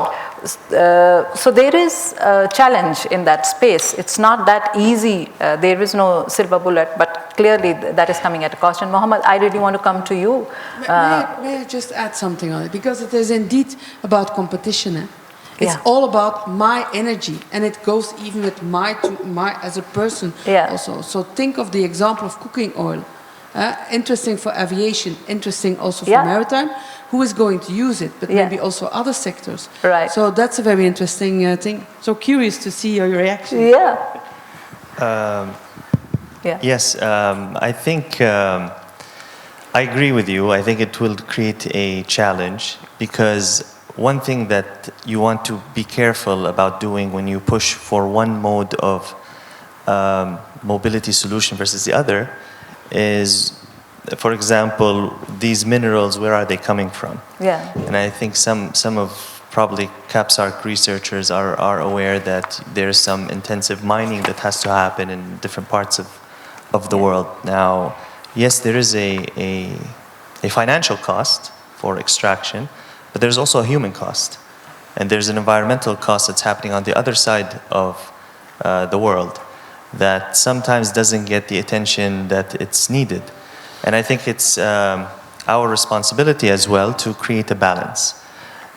So yes, if we will go aggressively towards EVs, we need to also go aggressively to evaluate how the mining for these materials is happening, and maybe instill some regulation, some oversight, some even improvements to some of these areas where there is actually more damage happening, and we just have to be careful with that balance. And I think it's very important. That's why I think from our perspective, and I think it's quite critical to have that perspective, is once you have a inclusive approach, right? Don't go to one extreme versus the other. Go to multiple options, and as my colleagues have highlighted in different answers, use what works in the country that it works best for. Don't try to enforce one solution where, for example, there's a technical or technological gap, or a critical mineral gap, or the list goes on. I think each country has its own unique situation, and each country needs to leverage its capabilities to address those climate-related challenges from mobility. Just a few other things to consider. I know we were talking about alternatives for like cooking oil, and I know the aviation sector is under a lot of pressure to decarbonize, but there are efforts. So, for example, there is an effort on creating a low-carbon aviation fuel, for example. So it's still jet fuel, but it's a lower carbon fuel. Now, why is that relevant, and why do we need to pay attention to that? Is I don't think it's possible to just shut down any carbon-related or hydrocarbon-based solution, at least for the short, medium term. So you need to work on incorporating and embedding solutions that reduce your carbon footprint while that transition and new alternatives are on the horizon. So I think that's one key factor. Another key factor, there are other things you can do that are not purely focused on the fuels. So for example, in aviation, you can lightweight, you can introduce new materials, and I know this is happening to make the airplanes lighter, and you can consume less fuel. Same model can happen for road, so cars can be lightweighted. By the way, somebody needs to also assess the carbon footprint that comes from these new technologies that comes in. So it's really that balance, and I always go back to that balance, and the approach always has to be inclusive. Let's look at all options and choose the option that works best for the situation that it's in. Critical minerals, now maybe is not getting a lot of attention, but once you have that disruption between the supply and demand, and you have an extreme, let's say there's a new policy that was introduced by a high volume country and you need to shift, that's going to create a lot of pressure on these minerals, and we have to be very responsible in how they are being extracted and how they're flowing into the technology. And it's just, you're absolutely right, Anvita, it's not just cars or EVs, it's everything, it's phones, so with our development as people and as society, there has to be that conscious effort on where are these materials coming from, and maybe we need to address that aspect as well. Thank you. Thank you so much, Mohammed. And I've got tons of questions scrolling through on my screen from the audience, and thank you very much for that. So I'm going to start with Badr. There's a question from the audience that is saying that when we are talking about integration between different modes, Badr, there's also an issue of integration between the different railroads. So the north-south rail is not linked to the Dammam-Riyadh railway. So what are your plans in that space for integration? Okay, that was the case in the past, but today we are happy to announce that the north-south rail network has already been connected to the Dammam-Riyadh line.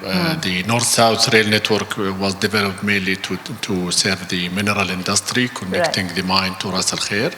Today we have already connected Ras Al Khair to Jubail, and we have completed the internal network within Jubail, as well as going from Jubail all the way to Dammam.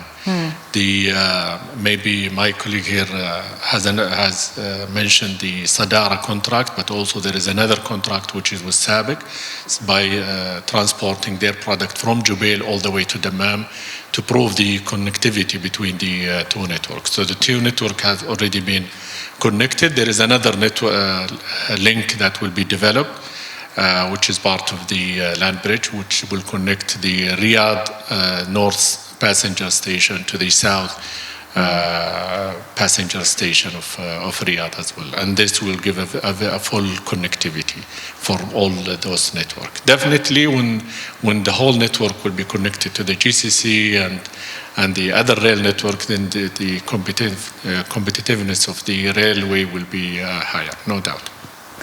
Do we have any timelines for this? I'm not letting you off the hook so easily. It's a very hot topic today, and there is a lot of momentum, honestly, for the land bridge, and this is part of the development that will be announced once all the fund is approved from the government. Yeah. Thank you. One of the questions that's come from the audience that is addressed to anybody who wants to take it up is about hydrogen. You know, we are looking at hydrogen as coming, a part of the transportation sector. Where do you see that coming in Saudi Arabia? Are we talking about hydrogen fuel trucks? Are we talking about any other in maritime sector? What is the conversation around hydrogen in Saudi Arabia? If there's any of the panelists who wants to take it. Maybe I want to reply on it. There's quite some potential, yeah, but maybe not for all solutions. So for deep sea in maritime, most likely not. Yeah. If you have a look now to CMB Tech in Belgium, we have quite some initiatives, like you heard me already saying a tugboat. We have also for a small passenger ferry. They also have a project in Japan already, up and running a ferry. If you have a look to the trucks, they are now transforming trucks with hydrogen. According to me, if I look at it, but I'm not a technician, I'm an economist, it seems heavy. So that means cargo will be reduced. They are looking for rail. It's amazing how quickly it goes and how many initiatives there are already. And I'm quite sure that hydrogen as a fuel will find a solution, like for instance electricity. I remember a story, allow me to tell that. In 1958 there was a professor who always attends the events, who went already to Canada for a conference on electricity. I was not even born at that moment. And we are still here now, 2023, discussing about where should the charging happen and all the infrastructure be foreseen. But we do see possible uses in warehouses, electric forklifts, etc., wheelchairs. So it's fine. That will be the same, according to me, for hydrogen. But there are quite some things that you can ask yourself. Is it sustainable that a maritime ship will collect in Chile or in which country it's coming from, hydrogen to be brought to, for instance, the port of Antwerp, Bruges, and others? So that's something that we will see in the future. There are winners, depending on the segment that we are talking. And if you then have a look to the dry bulk, more and more they go to ammonia. But then it comes to regulation, because at this moment a ship sailing on ammonia is in Belgium not allowed to come on the River Scheldt. So that's another debate that needs to be conducted, and I see the colleague at the end nodding also.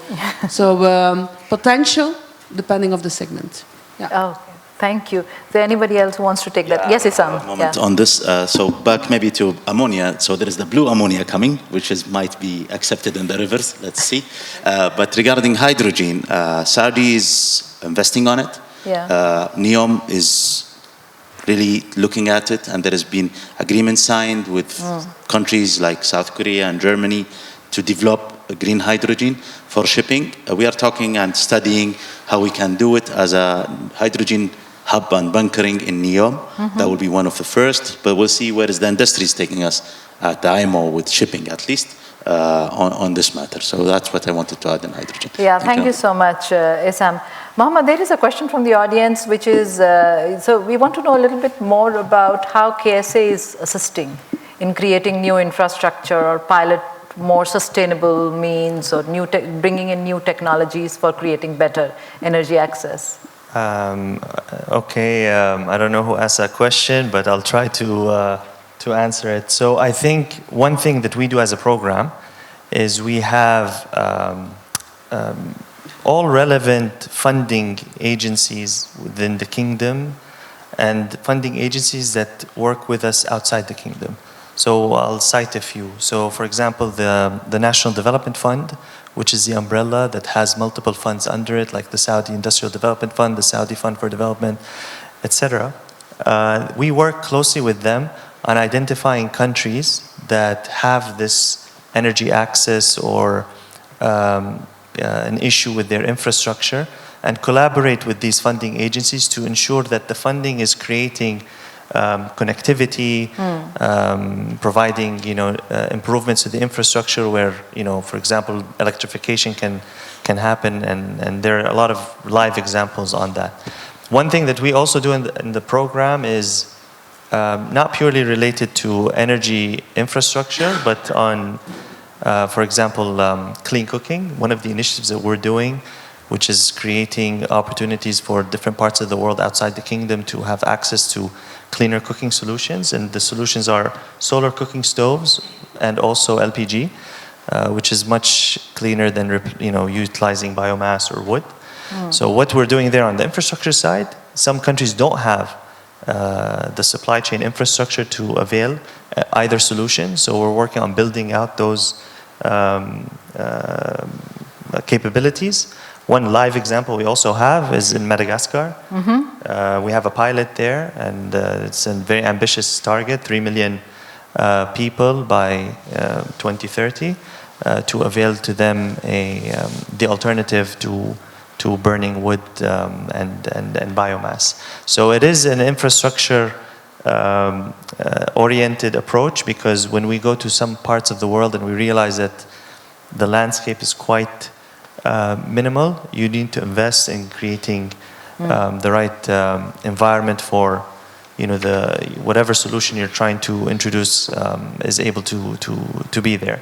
It's very difficult. These are very complex projects because they're at the country level, but you'd be surprised how many and how well we are being received by the host countries when we come in with a really ambitious platform that gives a holistic solution to some of the pain points that some of these countries are suffering from. So it's a very proud moment for us within the program and representing the kingdom, especially when we go to countries that are having really big challenges, and we're working very closely with them, given our capabilities in the hydrocarbon space, but also in other capabilities that we've been able to translate to those countries.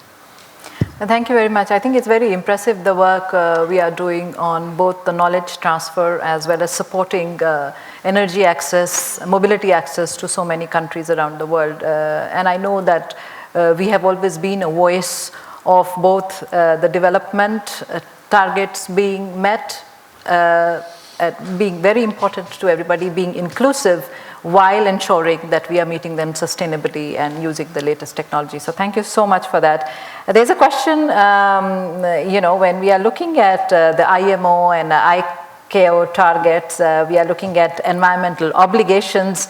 This is going to translate into increased prices, and how is this going to impact? So maybe we start with you, Teddy. You want to talk about how these environmental obligations will impact prices? Are the consumers ready for it? Is the industry ready for it? I think that they're already, it's already a part of the game today. So, I mean, the inflation that we are seeing right now is just part of it.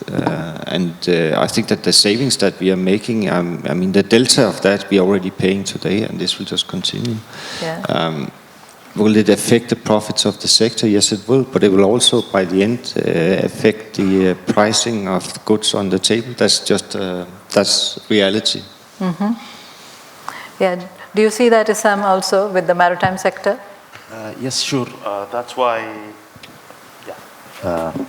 sure, we see it at the maritime sector, and it's happening. We are learning from our colleagues also in the ICAO, which they are in advance from the aviation sector. Mm-hmm. But that's why the project which I named IMO Care, which is the coordinated action, is there, is to connect global north with global south, east and west, to ensure we don't leave anybody behind. And that is one of the ideas of that project, is to try to bring R&D, institutions, and also investors to think and to, let's say, adjust this impact which is happening as we see it.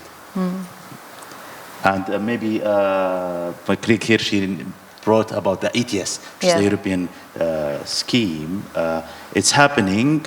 We saw it in Europe. We are talking with the Europeans on this matter with emission control areas and such things. But the IMO is trying to play a role on this matter. And we'll see next July in the Marine Environment Protection Committee, 80, some decisions on the strategies of the IMO to reduce GHG. So those things are really counted and looked at. So hopefully we'll see some good signs from it. And what is beyond IMO 2020? IMO 2030. No, it's going to be IMO 2050 for sure, which is a big target. And we've been talking to each other there and to try really to decarbonize shipping. If you count also something that maybe people don't say much is the volume of emissions from shipping. It's 2.6 with the huge size of trade that we are doing. So it's something that we want to see it's 0 or minus 2.6, but let's see, we are working towards that. And Saudi is playing a good role, I would say, with other stakeholders in this matter. Thank you. One of the questions from the audience is about innovation and the fact that innovation, digitalization, smart, data sharing, all of these things are seen as key enablers to ensure that we are moving sustainably and energy efficiently, but we are moving towards this. So this is a question open to the audience. What are we doing in this innovation space? How is Saudi Arabia really encouraging those kind of the scalability of new technology, data sharing, transparency? How is this happening? And that will tell us how fast we will get there or what are the kind of barriers we are dealing with. Say, anybody? Yes, please, Mohammed. Yeah. Maybe I'll highlight some of the things that we've been working on within the program. So, yes, as I mentioned in my previous answer, the world is transitioning. For example, let's take the example of EVs. We know that. We know we in the kingdom have made big strides, and we want to be a champion, right? So the idea is, okay, who is looking at the internal combustion engine today? We are. So what we're trying to do is we're focused on 3 aspects. First of all, the fuels that go into the engines.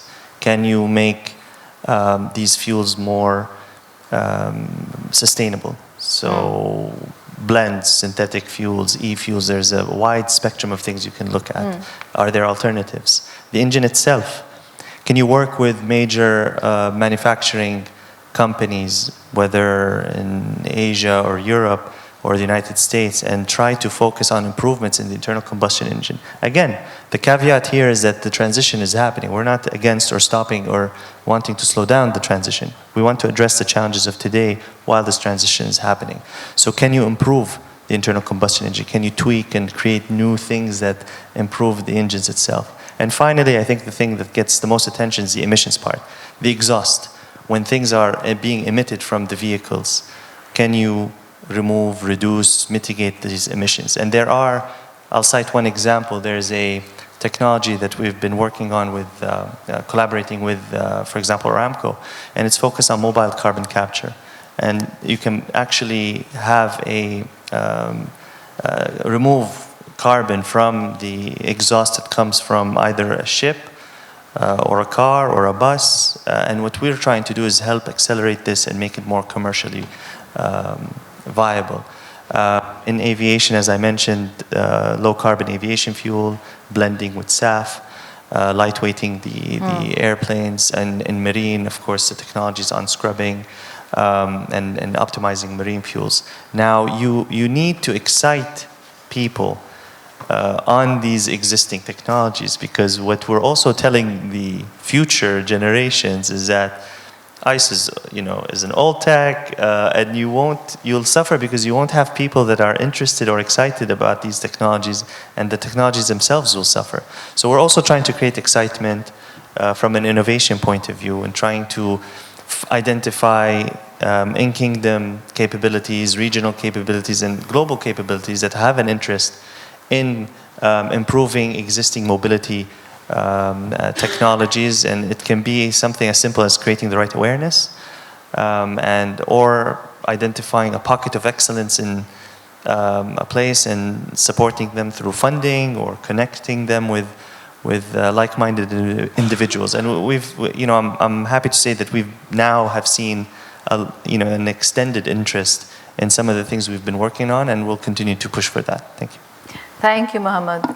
I'm going to take a last question. We are running out of time, but there's a question that has come several times for you, Badr, from the audience, is about the Saudi land bridge railway project. There's a lot of interest in understanding what is the status, when is it starting, because we see that as one of the key enablers of sustainability and interconnectivity.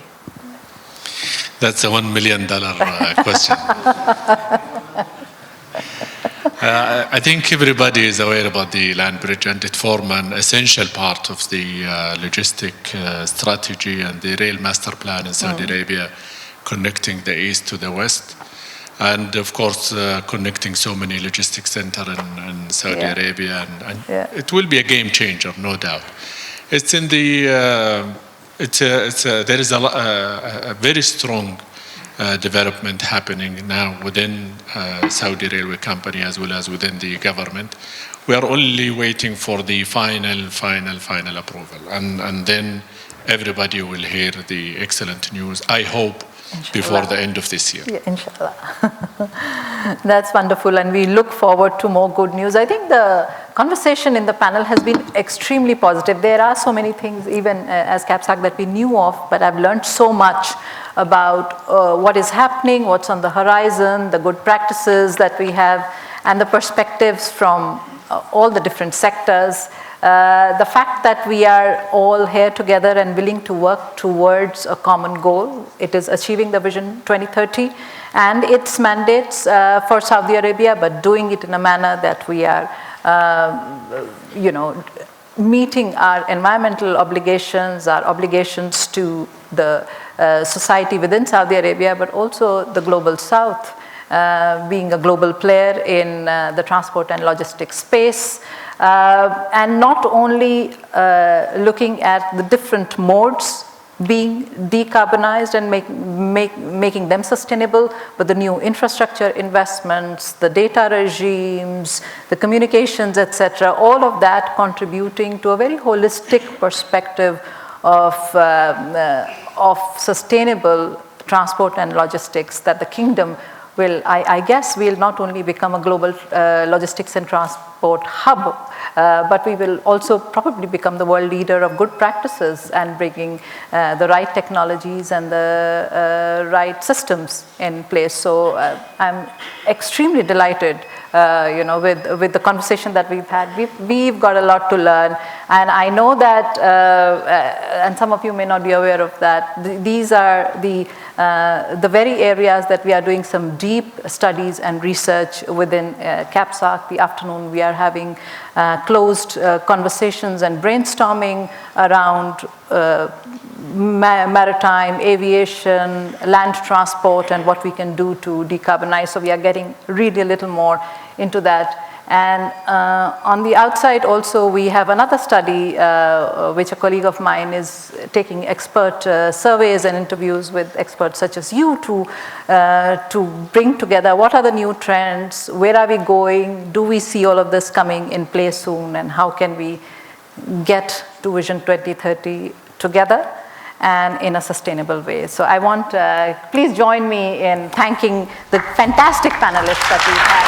And thank you very much to the audience for wonderful questions.